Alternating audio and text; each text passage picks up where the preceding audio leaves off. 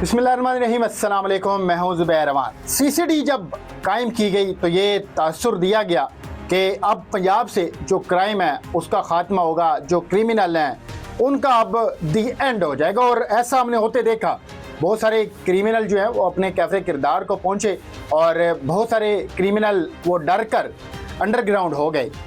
अब एक सीसीडी का ही इंस्पेक्टर ऐसा काम कर देता है जिसकी वजह से इसी महकमा के इमेज के ऊपर एक सवालिया निशान बन गया।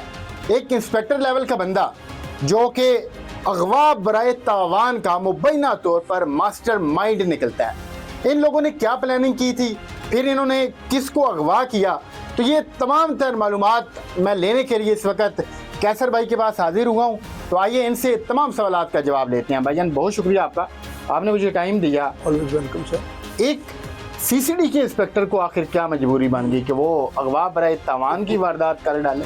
ये जो सीसीडी से पहले जब ओसीयू था या सीआईए था, ये पहला वाकया नहीं है कि कोई पुलिस ऑफिशियल या कोई सीसीडी का या ओसीयू का बंदा किसी इस तरह की कोई इलीगल एक्टिविटी में शामिल पाया गया हो। अब सवाल ये पैदा होता है कि उसको क्या ज़रूरत पड़ी। बिल्कुल, एक फ्रेज है इजी कम इजी गो, एक मुहावरा बना हुआ है।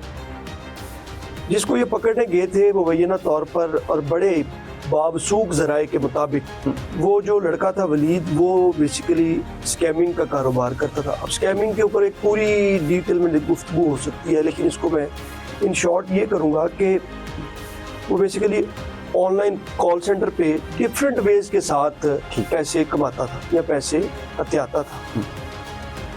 अब क्योंकि जो सीसीडी के जो लोग शामिल हैं इस सारे वकूए में, उनको कहीं एक टिप मिली या उनको पता था कि ये जो वलीद नामी शख्स है जिसको काना से इन्होंने अगवा किया और अगवा करने के बाद उससे तावान का जो है मुतालबा किया, 5 करोड़ मांगा और 40 लाख में डील हुई। उससे पहले इनको ये पता था कि ये लड़का ये काम करता है, ये पैसे ठीक ठाक इसके पास कमाता और है।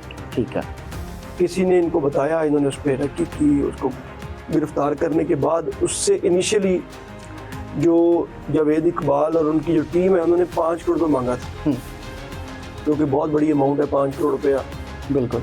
तो वो फिर बार्गेन करते करते 2 पे, 1 पे, 1 करोड़ पे, फिर 40 पे जब ये डील डन हुई और जब इन्होंने पैसे वहाँ से, मीनवाइल इसके जो पहली जो कॉल थी वो इसके वलीद जिसको मगवी था उसके नंबर से की गई उसके बाप को, और उसने कहा कि मुझे जो है वो इस सारे चुंगल से छुड़वाएं, मैं फंस गया हूँ। और उसके बाप ने कहा ठीक है, लेकिन वो क्योंकि पैसों की कमी की वजह से वो बार्गेन निगोशिएशन होती रही। जब निगोशिएशन के बाद निगोशिएट करने के बाद जब इन्होंने 40 यानी कि 4 मिलियन दिया, तो मीनवेल इन्होंने पुलिस को जो इतला दी, पुलिस ने शमा की जगह, शमा जो स्टॉप है यहाँ पे फिरोजपुर रोड पे एलओएस नाले के पास, जहाँ पे इन्होंने पैसों, एक वैगनर गाड़ी पे, किराए की गाड़ी थी, 3 जो जावेद इकबाल और 2 कांस्टेबल थे जिन लोगों ने यहाँ पे जाके उससे पैसे रिसीव किए। ठीक है। और मुकदमा हुआ। मुकदमे के बाद इस वक्त जो है वो मार्डन सीसीडी के इस वक्त वो हिरासत में।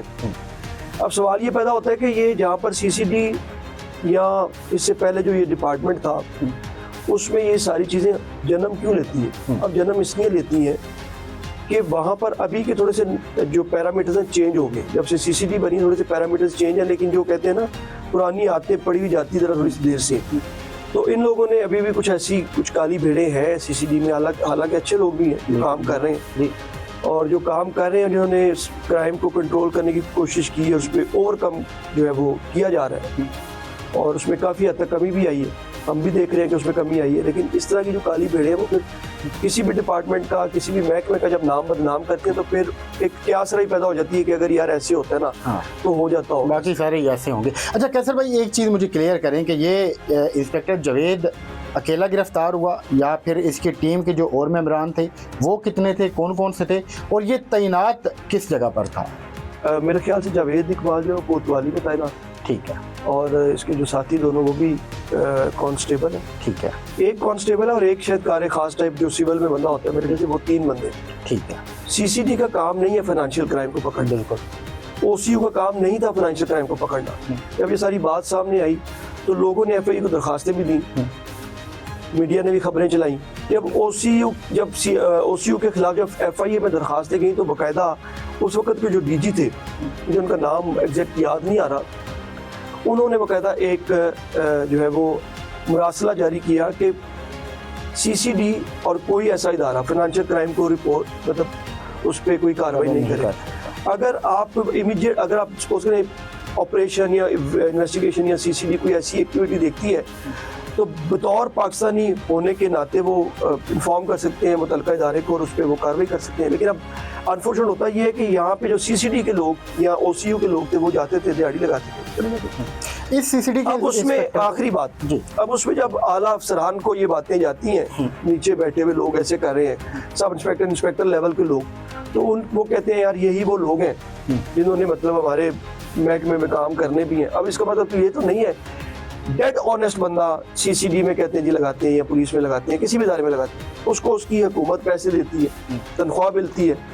अब उसमें यह कि वो जी हम उससे ये काम करवाते हैं CCD के हवाले से बड़े खतरनाक काम, जिसने जाना CCD में या OCU में जो गया होगा वो अपने कॉन्सेंट से जाता है कि ठीक है जी मैं CCD में काम करने को तैयार हूँ। अब उसमें ऑब्वियसली वहाँ पे जो क्रिमिनल्स हैं वो थोड़े से खतरनाक क्रिमिनल्स होते हैं, 324 के होते हैं, 302 के होते हैं और मुख्तलिफ डकैतियों में पाए जाते हैं। डकैती के दौरान जो है वो ख़वातीन से बदतमीजी और अपना ज्यादती केसेस में पाए जाते हैं, तो वो तो बिल्कुल जारी बात है खतरनाक लोग होते हैं, उनको पकड़ना होता है, उनका काम है CCD में उनको पकड़ना है। अब अफसरान अगर इस बात पे थोड़ा सा सोचेंगे जी हमारे लिए बहुत जान जोखिम में डालते हैं तो इसलिए उल्टे काम करने के इनके पास इंटाइटलमेंट है, तो इनको इंटाइटलमेंट नहीं है। उसी तरह कोई भी फाइनेंशियल क्राइम है, उसमें फाइनेंशियल क्राइम में कोई कॉल सेंटर है, कोई इलीगल कोई कंपनी चल रही है जिसमें कोई स्कैम चल रहा है, उसके बाद कोई साइबर क्राइम का कोई ऐसा केस है तो वो CCD ने नहीं करना, वो साइबर क्राइम ने करना। साइबर क्राइम खुला ना जाए उसके पास। और अनफॉर्चुनेट साइबर क्राइम की भी सूरत हाल आपके सामने आ गई पिछले दिनों जो हमने देखा, NCCI के 6 अफसरान अभी भी गिरफ्तार हैं और वो रिमांड पर हैं। तो ये सवाल आपका ये था कि क्या वो कर सकते हैं कि नहीं, तो वो CCD नहीं कर सकती इस पर कार्रवाई। ठीक है सर, मुझे आप ये बताइएगा कि इन लोगों को गिरफ्तार पंजाब पुलिस ने किया?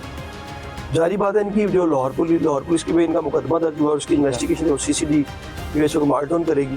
ठीक है, तो CCD इसलिए करेगी कि ये भी एक हीनियस क्राइम है कि आप अगवा बराए तवान पे बंदा पकड़ते हैं। अगवा बराए तवान भी नाजरीन के लिए और आपके लिए कि अगवा बराए तवान भी एक हीनियस क्राइम में आता है। बिल्कुल, आप किसी बंदे को अगवा करते हैं और बाद में उसको उसके सर की कीमत मांगते हैं, अगर आप नहीं देते तो उसको मारने की कोशिश करते हैं। क्योंकि जो बंदा आप अगवा कर लेते हैं ना तो उसे आप तवान के बगैर नहीं छोड़ते। बहुत से केसेस ऐसे होते हैं अगर तवान ना दिए तो उसको मार के फेंक दिया जाता है, तो ये भी हीनियस क्राइम है। तो अब CCD देखें क्या करती है। अब मेरिट तो बड़ा ज़रूरी है जी, मैं तो शुरू दिन से ये बात करता हूँ कि अगर महकमों में सज़ा और जज़ा का अमल ठीक हो, बिल्कुल, वो कोई महकमा वो कोई डोमेन भी हो सकती है, जर्नलिज्म भी हो सकती है, पुलिस भी हो सकती है, एक्साइज हो सकती है, FI हो सकती है, कस्टम हो सकती है। क्योंकि पुलिस के केसेस ज़्यादा इसलिए सामने आए थे क्योंकि डायरेक्ट स्टेक होल्डर्स हैं आवाम के साथ, इंटरलिंक है ना।